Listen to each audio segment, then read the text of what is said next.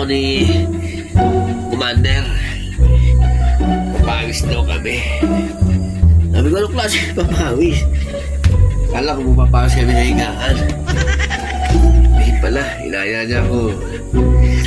Jogging daw kami. Ay, hindi siya. Maganda yan. Para maganda sa katawan. Grabe naman ito. Kitang-kita na pala yung pagkaano sa ulo ko. Oh, hindi siya. Palago yung buko. Pakinis na. Hey guys, good morning. Tara. Mahan ako papakis tayo. Mag-jogging naman dyan sa kami. Dahil linggo ngayon. Wala naman na. Mamaya pa yung gagawin ko. Pinawa sa sapatos ko siya. Mga anak mo lahat talaga. Ala. Nabiriyak na to. Nakipagkali.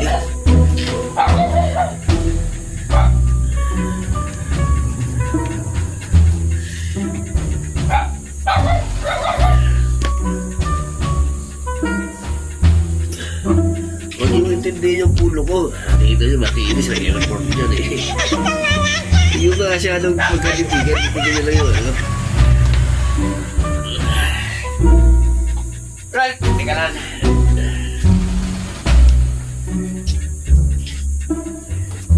Pero bago yun, ano ba ang gawin mo araw-araw, sa anumang araw, may naisip mong gawin? Magising mo, wag mong kalilimutan lagi magpasalamat. Ha?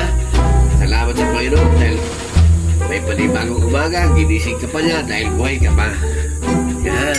Napakalaking biyaya ang ibinigay sa iyo ay nabuhay pa sa mga araw na ito. At sumunod, wag mong kalimutan pagkaroon ng mainit sa sikmura. Kailangan mo lang magkape, pampasigla, magkaroon ng pampareactivate ng isip, sabi ko nga ng utak na paano nakarang araw. Para pag nakahigop ka na dyan, kapag nakainom ka na mainit, mainit na sigmura mo, doon makakaisip ka na ng o naisip mo na kagabi o kanina, tapos nakainom ka pa nito, nalagdagan yun. Malagdagan yung isip mo. Dati, magka-jogging ka lang, ngayon tatakbo ka na. Ha? Ay, ganoon. Tara, samahan niyo ako. Jogging tayo. Bibidyo ko rin kung ano mga makikita ko noon.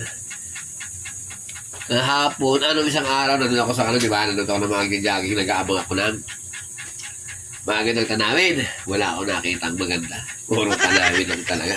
So, kayo, sana naman, meron. Tara guys! Samahan niyo ako!